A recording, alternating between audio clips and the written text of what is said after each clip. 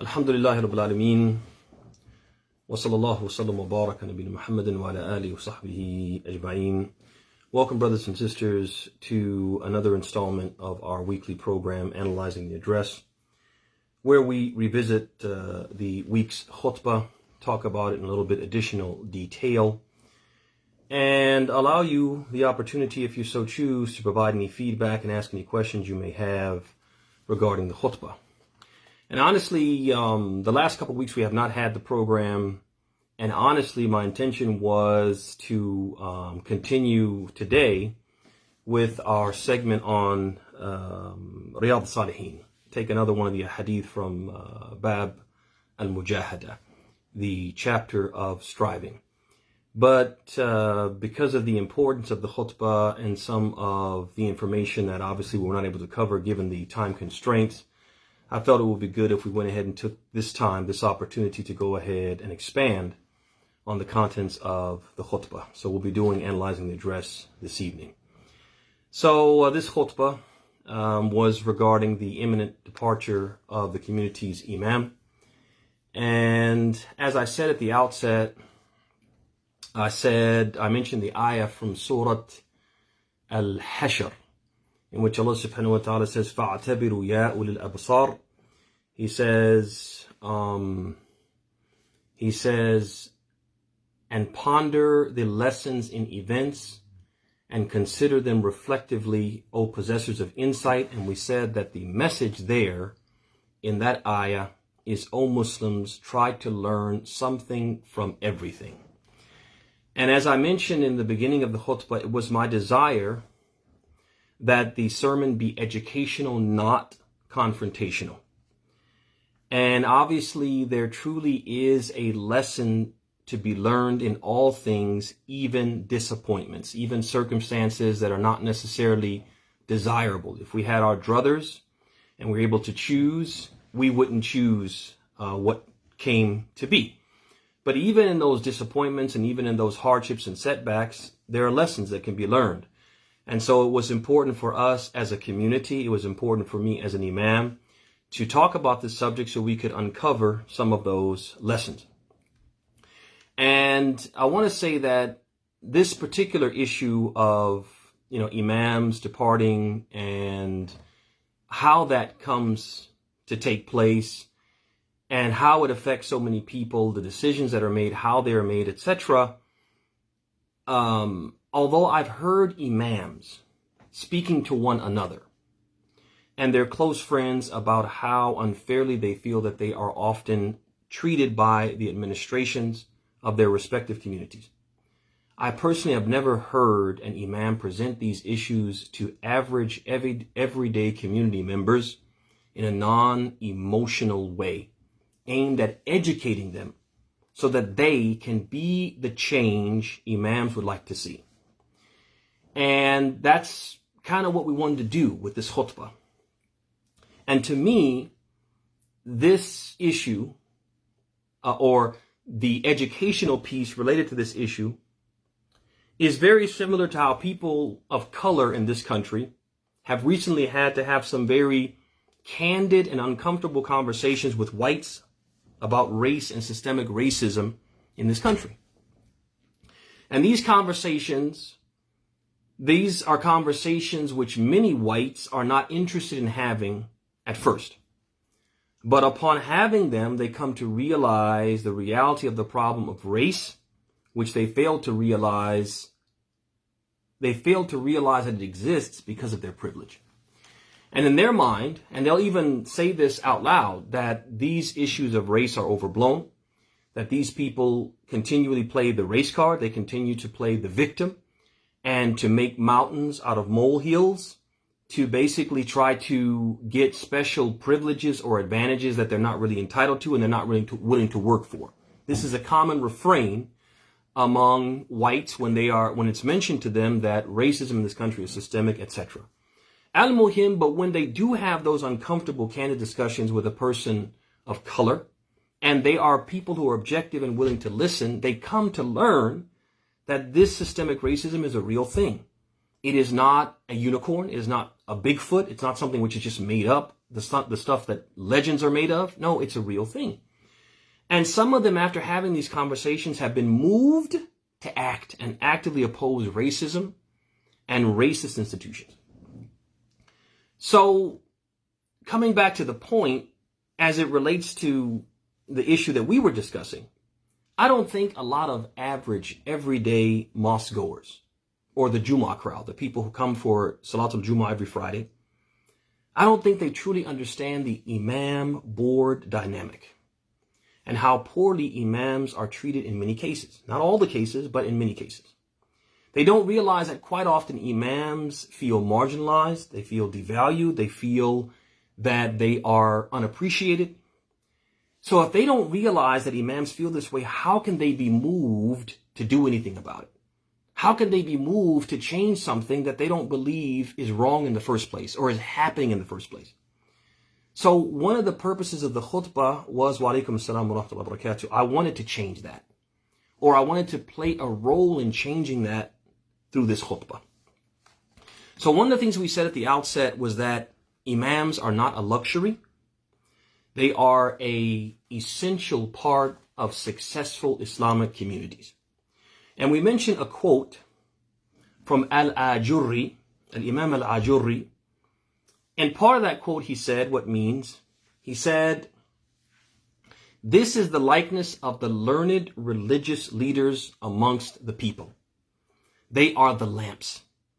And he was talking about, he made this analogy of how our road to Allah, our journey to Allah, is like a real road that has many perils on it, many hazards, danger at every turn. And in order for us to traverse it safely and securely at night, we'll need what? We'll need lamps. Something to show us the way and help us see the perils before we become victims of them and avoid them.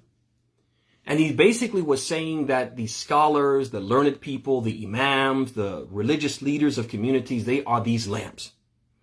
And then he went on to say that many people do not know how to perform the required rituals to avoid the forbidden things or to worship Allah in all the ways that His creation is required to worship Him unless the scholars, the learned people, the imams remain in their midst.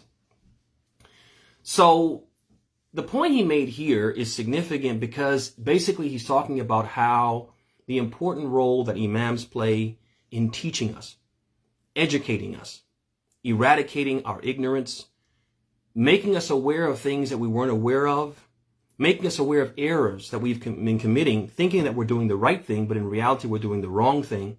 They make us aware of these fossilized errors and help us to correct them and go from doing things and worshiping Allah the wrong way to worshiping Allah the right way. And that's an important role. That's an important role that imams, a function that they perform.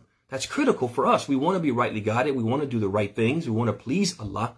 And the imams help us do that by showing us where we are going wrong, informing us of things that we weren't aware of, teaching us the deen so we can know better and then worship Allah better accordingly.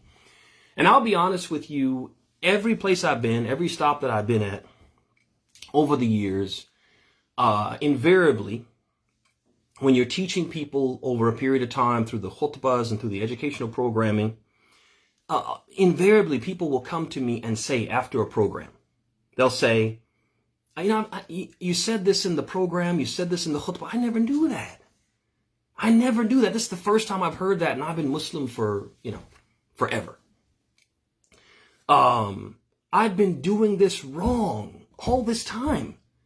I thought this is what you were supposed to do, and now after hearing your khutbah, after hearing your lecture, I'm learning now that I've been doing this wrong for all this time. This is something which happens all the time, which shows the imams are having an impact.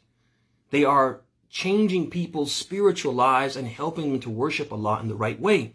And one of the examples that comes to mind, particularly, is everywhere I go, when the holiday season comes around, I usually give a series of khutbahs on these different holidays. I talk about Halloween, I talk about Thanksgiving, I talk about Christmas. I talk about the origins of these holidays. whether those origins be related to paganism, or they may be related to certain events that people aren't aware of, events that Muslims should not celebrate. And I also talk about the Islamic ruling on these holidays, celebrating holidays with the non-Muslims. And invariably, whenever I give those khutbah, someone will come to me, or people will come to me and say, Wallahi, I did not know that was where Thanksgiving came from. That was the origin of Thanksgiving. I certainly don't want to celebrate a holiday which the origin of it is this massacre of Native Americans.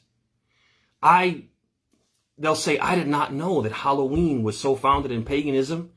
And my children have been, every year I dress them up and I take them for trick or treat. I never thought and made the connection between, paganism and the belief in the occult. I never made that connection. And I appreciate you telling me invariably. And this past December, I gave a khutbah about Christmas, and a brother came to me, wallahi, and he said, well, I didn't know these things about Christmas, and I researched it and found out that it's just like you said. Al-Muhim, I give this example or these examples just to show that, imams, they serve this very, very important function that without them wouldn't be served, wouldn't be performed. That we would go through life thinking that we're doing everything right. We're doing everything okay. And there's some forbidden things that we're doing that we don't realize that they're forbidden. And there's some things that we're supposed to do a certain way, but we're not doing them correctly. We wouldn't know that if it weren't for the imams informing us and teaching us and reminding us. Then after that, Al-Ajurri, in the same quote, he goes on and he says what means when the learned people depart, people become confused, the light of knowledge is extinguished, and ignorance prevails. Now this is important too, because when imams leave, or they are forced to leave a community, the spiritual needs of that community do not cease to exist. They don't just disappear.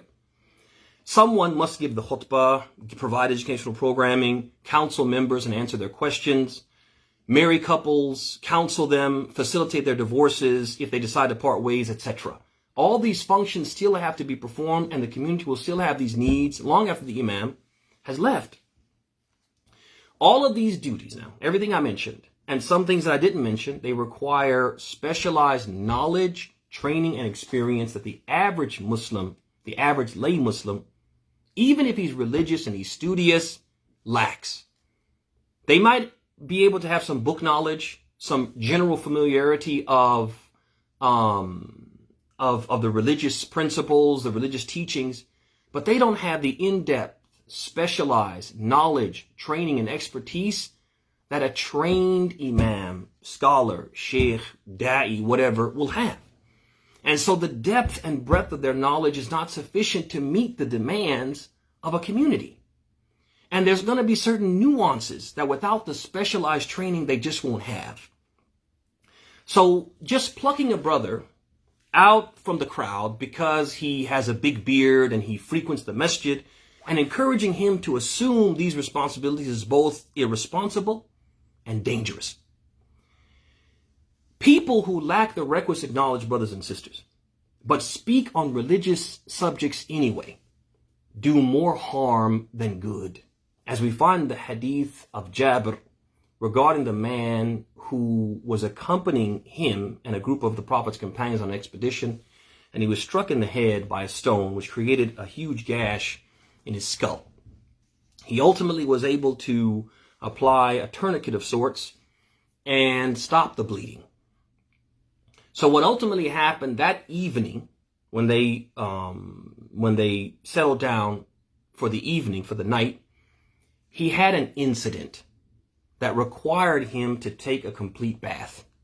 But he was concerned that if he bathed, that his wound would reopen, it would bleed profusely, and he might not be able to stop it again. He was afraid for his life. So he went to some of the Prophet's companions who were accompanying him on this expedition. He asked them, he said, do you find a concession for me, given my circumstance, given my wound, to make a tayammum, dry ablution? And they said no. They said, if water is available, you have to use it. They didn't realize that there are two concessions that allow a person to make dry ablution. Two situations. One is faqidul ma, the person who there is no water, or the water that he has is only enough for him to drink.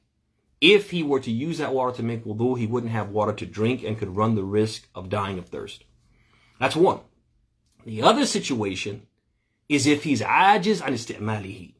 He's unable to use it. Why? Because using it could make him ill, or it could potentially expose him to death or injury or sickness, etc. And so in this case, that concession applied to this gentleman. But they weren't aware of this, and they gave their fatwa, they gave their ruling based upon ignorance. The man went ahead and he took a bath. His wound opened up. He wasn't able to close the wound. He bled to death and he died. When this knowledge came to the Messenger of Allah sallallahu alaihi wasallam, he was very angry. He was angered by this. And he said, qatalahum Allah. He said they killed him. These people who gave the fatwa, the Prophet made them responsible for his death. And then he prayed against them. He said, qatalahum Allah. May Allah kill them. The Prophet made them responsible for this man's death because their fatwa, rooted in ignorance rather than knowledge, influenced his actions, which ultimately led to his demise. The early scholars, regarding this issue of just plucking somebody and appointing them to do the things that a trained imam is supposed to do, give the khutbah, give the classes, marry people, divorce people, counsel people, plucking somebody out of the masjid because he has a big beard and because he frequents the masjid and letting him do those responsibilities. This is extremely dangerous. The early scholars understood this. And before I mention some quotes from the early scholars, I just want to say, I remember when I first became Muslim, going to these masajid for Salat al-Jum'ah. These masajid didn't have imams, but they had this rotation of different brothers who would volunteer to give the Jum'ah khutbah. And they didn't have the training. They just were, sincere people who were willing to volunteer and, fill a void. But I heard so much ignorance come from the manabir, from the pulpits, while I was a relatively new Muslim. Things that I, as a relatively new Muslim, from just basic study, realized that what they were saying was wrong. So, for example, I remember one time, just to give you one example, there was a brother who used to go around and give khutbahs in the metropolitan Detroit area. And I just happened to go to Jumu'ah one week where he was the khatib. And I remember him saying from the minbar, he said, Allah is a spirit. Allah is a spirit. Wallahi, he said this. Allah is not a spirit. Allah created the spirits, and Allah is not like his creation. But he said Allah is a spirit. That's ignorance. And somebody could listen to that, believe that, something which amounts to kufr. They will make that a part of their belief because of something this person said. This is the danger, brothers and sisters, of having people like this lead our communities instead of having trained, qualified imams lead our communities. And this is why the early Muslims, they used to say, "Man takallama fi ghayri fannihi ata bil ajaibi." He who speaks regarding a matter outside of his field of expertise will say many outrageous things. And that's dangerous when it comes to deen. Because if I let's say, for example, I pretended to be a medical doctor, an expert in medicine, and I gave you some bad advice about what medicine to take to treat an illness, and you took it and it ultimately resulted in your death, your body would die, but your soul would live, your faith would be intact. And that's really what matters. Your faith. Because you're here in this world to be successful in the hereafter. And what's going to make you successful in the hereafter is not your body, it's your soul. But if I tell you something, I pose as a religious expert and I tell you something which will mislead your soul, which will destroy your soul, make your soul adopt beliefs which are kufri, which are blasphemous, which amount to disbelief, then even though your body will be healthy, your soul will be sick. And that will destroy your hereafter, possibly could destroy your hereafter. So this goes to show you why it's far more dangerous when people are speaking about the religion of Allah without knowledge. And we have to know, brothers and sisters, as the Arab proverb says, فَاقِدُ الشَّيْءِ لَا يُعْطِي. The one who does not possess something, in this case knowledge, cannot give it to others. And so this is why the quote of Al-Ajurri is so important and significant for us to contemplate, in the sense that he said that when the scholars are not there, when the imams are not there, when the religious leaders are not there, the light of knowledge is extinguished and ignorance prevails. In fact, they become promoters of ignorance, as the Prophet said in the other hadith. He said that there will be people who people will take as their leaders, and they are juhal. فَأَفْتَوْا فَسُئِلُوا فَأَفْتَوْا بِغَيْرِ إِلْمٍ فَضَلُّوا وَأَضَلُّوا. He said there'll be people who they're ignorant, and people will ask them about the deen, and they'll answer them based upon ignorance. They'll go astray and they'll lead others astray. وَلِيَعْذُ بِاللَّهِ. ثم بعد ذلك in the khutbah, we mentioned, after saying all of that, which showed the quote from Al-Ajurri, which shows the importance of imams and how essential they are to our success as individuals and our success as communities as a whole. We said that so as communities, if we have a good imam, that we should strive in earnest to hold on to him. That means that if the community's finances become strained, then they should take the necessary steps to resolve the issue, and that is including but not limited to having direct, candid conversations with the members of the community, letting them know very candidly and very frankly that these are the tough decisions we're going to have to make if something doesn't change. So there are 2 points I want to make in relation to or expanding on that part of the khutbah. The first one is the obvious question. We said if you have a good imam, you should hold on to him. So what is a good imam, right? So first of all, I want to say that I think everyone will have their personal definitions based upon their personal tastes, largely influenced by their own personalities and preferences, and dare I say their own prejudices and biases. But frankly, brothers and sisters, we have to be honest with ourselves. A good imam, or being good, should not have anything to do with how you look, where you come from, your color, your race, whether or not you're a convert, or other superficial factors. These have nothing to do with whether you can do the job or not. So they shouldn't be a determining factor or something that we connect with being good. An imam can't be good unless he's from this race, this nationality, he's this color, he's not a convert, or he is a convert. We shouldn't do that, because none of these factors have a direct relationship between the ability to do the job or not. But there should be some qualities, some qualifications that most of us, if not all of us, can agree on. And I'm going to mention some of them ala ujala. I'm not saying this is an exhaustive list, but these are some of them. Number one, that person who's going to be the imam, in order to be a good imam, he should have the requisite knowledge and training to do the tasks imams are generally expected to perform. He should have the knowledge necessary to give a khutbah, a good sermon. He should have the knowledge necessary to lead the prayer. He should have the knowledge necessary to give a class. He should have the knowledge necessary to even identify what classes the community needs, what issues he should be addressing.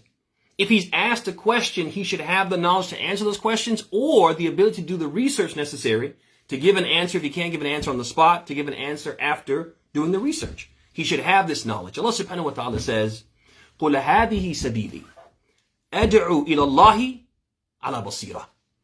He said, say, O Muhammad, this is my path.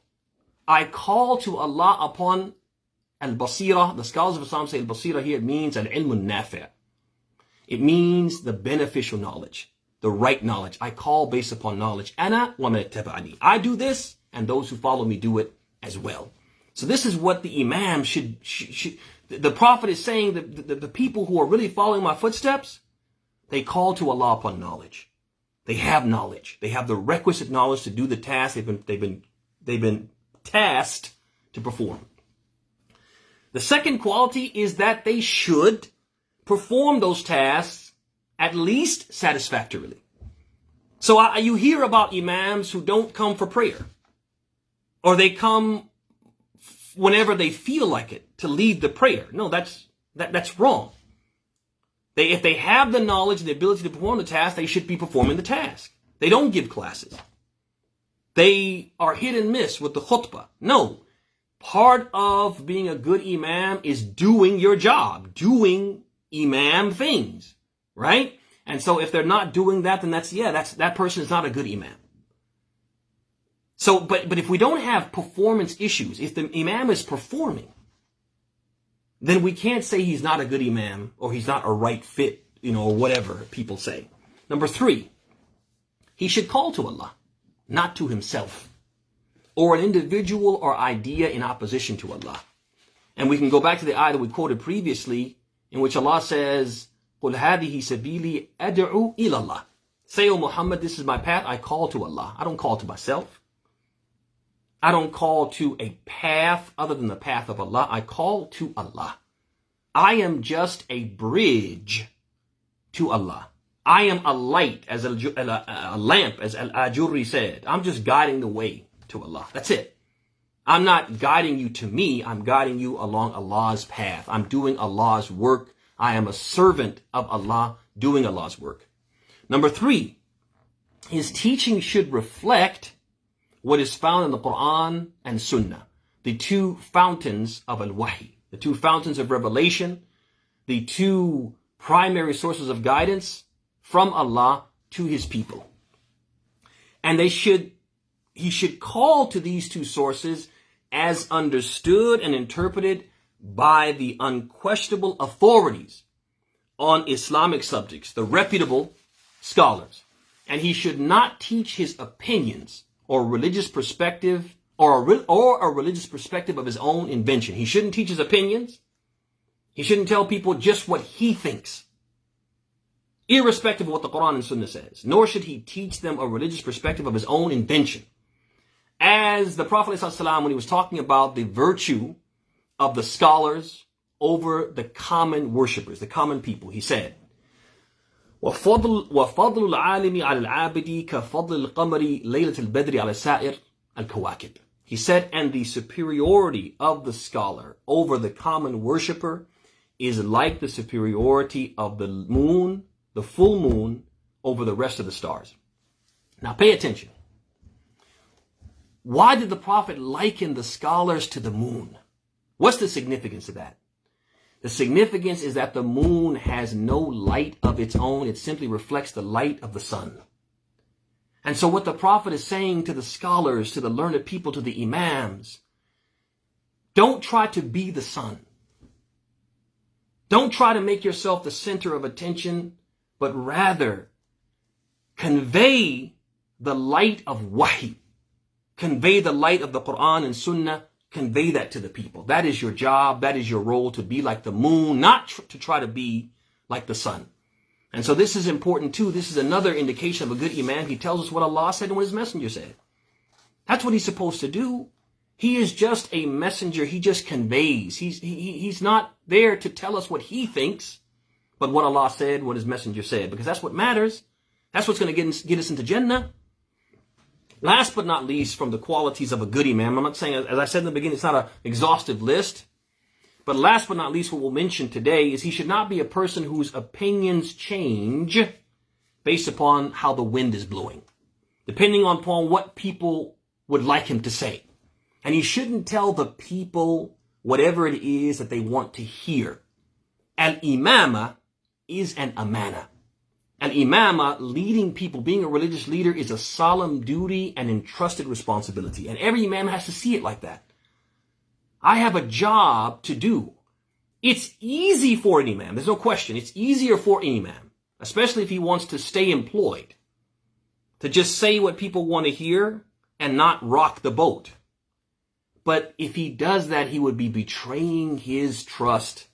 He would be violating his duty, his oath to this deen, the commitment he's made to Allah subhanahu wa ta'ala to convey the deen, convey the deen, the truth, unadulterated. And so the imams have a responsibility to tell their congregants the truth, not simply what they want to hear. And there's an athar in which it mentions that Abu Mas'ud, one of Ashab Rasulullah sallallahu alaihi wasallam, he came to visit Hudayfa, Sahibu Sirri Rasulullah sallallahu alaihi wasallam, another of the Prophet's companions who was his secretary, the keeper of his secrets.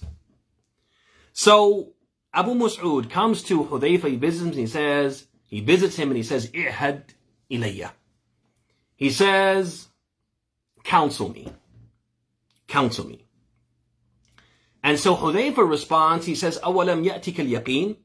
He said, why? Are you feeling uncertain? Is there a specific reason why you want my counsel? Are you uncertain about something? Do you have some doubts? And Abu Mas'ud, he answered, Bala, I'm 100% certain, but I would appreciate your counsel. I would appreciate hearing some words of advice from you that will increase me in faith, increase me in certainty. So Hudayfa, he said, إِنَّ الضَّلَالَةَ حَقَّ الضَّلَالَةِ أَن تَعْرِفَ مَا كُنْتَ تُنْكِرُ وَتُنْكِرَ مَا كُنْتَ تَعْرِفُ وَإِيَّاكَ وَالتَّلَوُّنَ فِي الدِّينِ فَإِنَّ دِينَ اللَّهِ وَاحِدٌ. He told him, radiyallahu anhu, he said, indeed, be aware that the greatest misguidance, the greatest sign that you are going astray, is when you believe something is right that you used to believe was wrong. And you believe something is wrong that you used to believe is right. And that changes depending on the situation. You become like water. You take the shape of whatever vessel you're in. Whatever people you're around, if they're super liberal, then you say liberal things. You say things that liberal people will like. Oh, halal, halal, halal. If you're with super conservative people, you say the thing that super conservative people like. Haram, haram, haram. He said, Inna dalala haqqa dalala. This is the definition of misguidance. This is the clearest sign that you're going astray. Then he said, Iyaka wa talawwana fi din. He said, and beware of being a flip-flopper, a chameleon in your religion, a person who's always, his color is always changing. His beliefs are always changing. They're always evolving, as they try to put a good spin on it. He said, Iyaka وَتَلَوُّنَ فِي الدِّينِ فَإِنَّ دِينَ اللَّهِ وَاحِدٌ. He said, beware of flip-flopping and always changing your opinion, because the religion of Allah is one. There's only one truth. So if you're all over the place and today you believe this and tomorrow you don't believe that anymore, then that's a problem. That's an indication. The second thing I wanted to say related to this part of the khutbah was that, because we talked about how the communities, the administrations, they have to come to the community and talk to the community and tell them this is the situation, have to be very candid with them, right? So now, since this happened, I've actually had some people who came to me and they said, for example, if I and a group of brothers that I know were willing to pay your salary, would you stay? We'll pay it. You just stay and we'll pay you. But what does that, this is beside the point, but what does it say? If people are coming to me and saying this to me, what does it say? It gives the indication, brothers and sisters, that not even minimal effort was made, nor candid discussions had with members to determine their willingness to make up for any shortage and to make the contributions to ensure that the imam would be retained. And that gives the impression, brothers and sisters, that the desire wasn't there. It's like it gives the impression, and Allah knows the intentions of His ibad, it gives the impression that COVID and finances were a convenient excuse. Because people are saying, hey, we're ready, just you stay, and we're ready to do X, Y, and Z. Then after that, in the khutbah, brothers and sisters, we said it also means having candid, direct conversations with the imam and trying to reach a compromise if possible. We talked about that the board can come to the imam and see if they can meet in the middle. Maybe they can't pay completely what they were paying him initially, but they could pay him something else, a portion of it or fractions of it, and maybe they can compromise. And I just want to say on this point, brothers and sisters, honestly, I would have met them, the board, in the middle. If they offered me a wage I could live on, I would have accepted less for a few months, for example, until they figured things out. They said, hey, can you take this for 6 months until we see if we can raise money, whatever? I would have done that. I would have worked with them if they worked with me. If they perhaps they assumed, well, he won't do that. He won't make that compromise. He won't meet us in the middle. If they assumed, it wasn't right for them to assume. You don't know for certain until You ask until you try. And I don't know if it was a pride thing.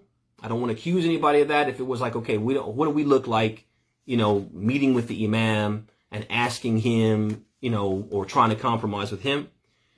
And was the question I had or have and lingers with me is, was terminating the imam or just not renewing his contract, maybe that's the best way to say it, that's the truth, that's a more accurate way to say it, just not renewing his contract, was that just easier? Yeah, it may have been easier, but it was definitely more painful. And not just for the imam, but more painful for the community. And we're going to talk about that a little bit more a little later. But painful for the community. And in our religion,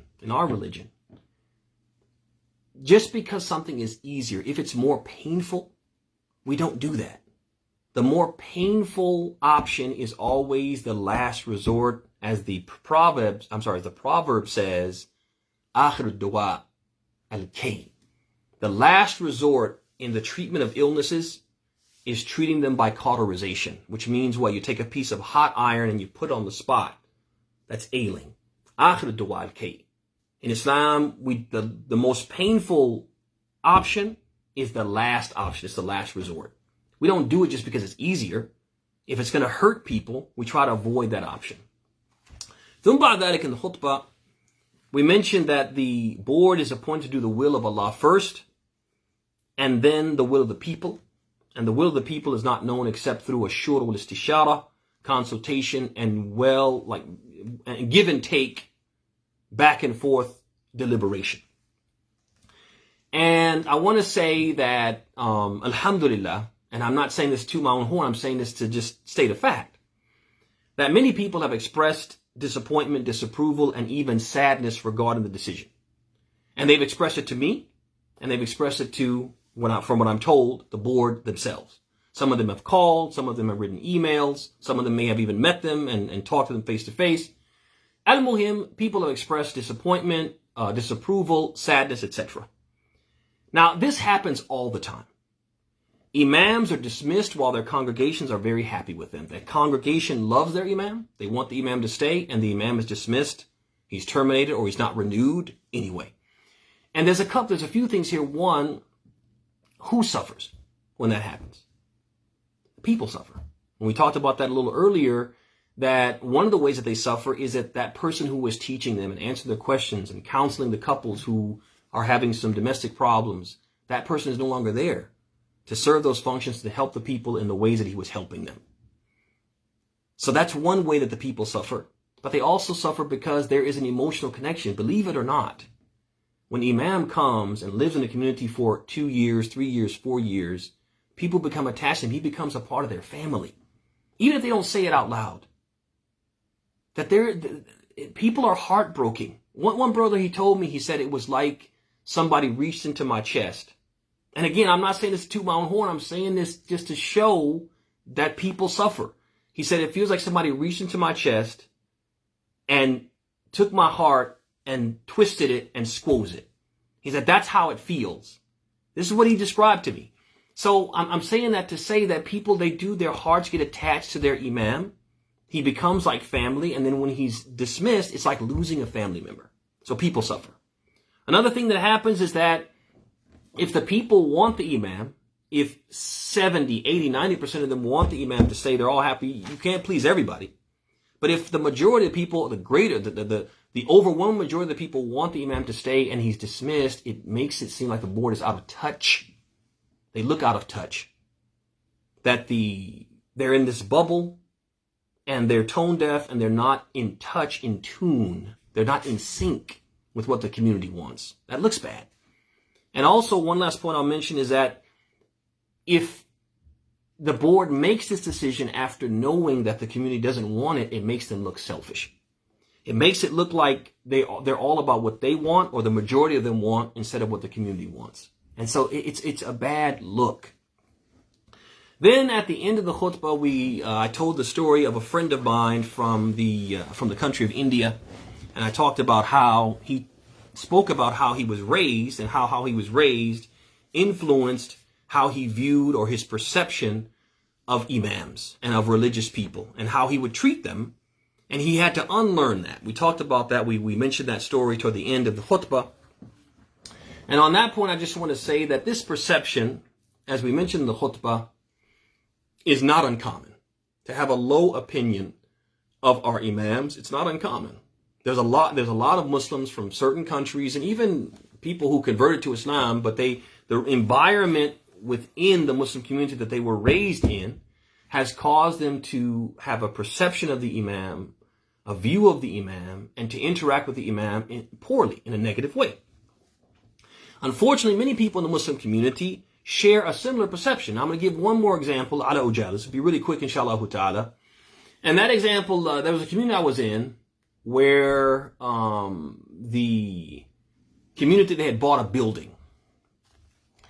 And that building, it had a second floor, which wasn't a complete second floor. It was a big building. It was a theater. They bought this huge movie theater to convert it into a mosque and a community center, etc. And in the theater, the second floor, it wasn't a complete second floor, but it was almost like a half floor. And I don't know if it's built like that for the sake of storage, or it was built like that for the sake of acoustics, because the sound in theaters is so important. Al-Muhim, they had this half second floor, if you will. And I remember one of the brothers who was on the board of that masjid telling me that a brother advised them, because they didn't have an imam. He advised him, he said, you know what you should do? You should go and get one of these people from the Indo-Pak subcontinent. Get one of these guys, give them a visa, bring them over here, and put a bed upstairs, that half floor. Put a bed up there, pay him $1,000 a month, and let him live up there. And that will be your imam. This is what he said. What does that tell you about his mentality about the value of an imam? $12,000 a year is below poverty level. Also, they just want to stick a bed up there. The building is not zoned for housing. That space is not zoned or outfitted for a person to live in. There's no shower. There's no kitchen. How is this person supposed to live up there? But the person actually said, just put him up there. Put a bed up there. Give him $1,000 a month and you'll have an imam. And he'll be glad to take that. This is what he said. Just to show you this is not a one-off. This is a common people have an idea about the imam and a value that they assign to the imam. Al-Muhim. If people in Muslim communities, brothers and sisters, have been implicitly taught to have these perceptions or have adopted them willingly and have not unlearned them, then these perceptions will undoubtedly influence their decisions regarding imams if and when they're in a position to make those decisions. We have to acknowledge that. In order to fix this problem, which is almost systemic in Western Islamic communities, and we've seen 2 examples of it, we have to first acknowledge that this way of thinking and viewing imams is part of our DNA. The first thing we have to do is admit that, inside ourselves, that's how we see them. We see them as less than. We see them as inferior. We see them as subordinate. It's become part of who we are as individuals, and it definitely influences our thinking, our perceptions, our interactions, and our decision making. Then after that, once we realize this is our reality, we need to ask ourselves, is this way of thinking and perceiving and interacting with the imams, is it right or wrong in our religion? Then if we realize it's wrong, we have to strive to change it and give it up, just like we are taught in Islam to change and give up other destructive, bad habits that Islam doesn't approve of. We also, brothers and sisters, this is very important because it brings us back to where we started. That this was supposed to be an educational khutbah and also an educational analyzing of the address. That when we see this bias and ill treatment of imams, we have to call it out. We have to be the change. We get together in gatherings. We go for dinner at people's houses. We sit around and hang out with other Muslims.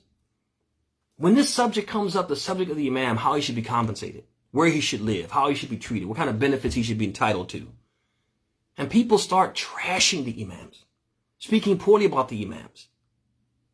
We should stand up for them, just like, given the example we gave at the outset, just like if a white person who had been educated about racism and systemic racism, if they heard some white people saying things which were racist, and they really understood how wrong that is, they would call it out. We talked about that, how people have been talked to candidly, had those uncomfortable conversations, and have been moved to act and behave differently and to become allies, using the word liberally because I'm not naive. Al-Muhim, we have to be the same way. We have to be the change. We have to call that out. We don't approve of that. That's not acceptable. The Imams, if we love the deen, they're the carriers of the deen. Loving the deen means loving the people who carry and convey the deen, who do Allah's work. So when we hear from people in our circle, we should call it out. We have to be the change. And this was one of the main purposes of me sharing what I shared on Friday and sharing what I shared this evening. It's because, brothers and sisters, this has to change. Our view and our treatment of our imams has to change. And so you have to be the change. You have to speak differently. You have to respond differently, think differently, first of all, behave differently. And you also have to be active in undoing this mentality that is pervading in our communities. And with that, brothers and sisters, we'll bring today's session to a close. We ask Allah subhanahu wa ta'ala, as always, to bless your houses, your spouses, your health, your wealth, to bless you and make you blessed wherever you may be. We ask Allah subhanahu wa ta'ala to make us from those who listen to the talk and follow the best of it. And we ask Allah subhanahu wa ta'ala to make us from those who He teaches beneficial knowledge and allow us to benefit from that knowledge by making us from those who put it into practice. هذا وصلى الله وسلم وبارك على نبينا محمد وعلى آله وصحبه أجمعين. السلام عليكم ورحمة الله وبركاته.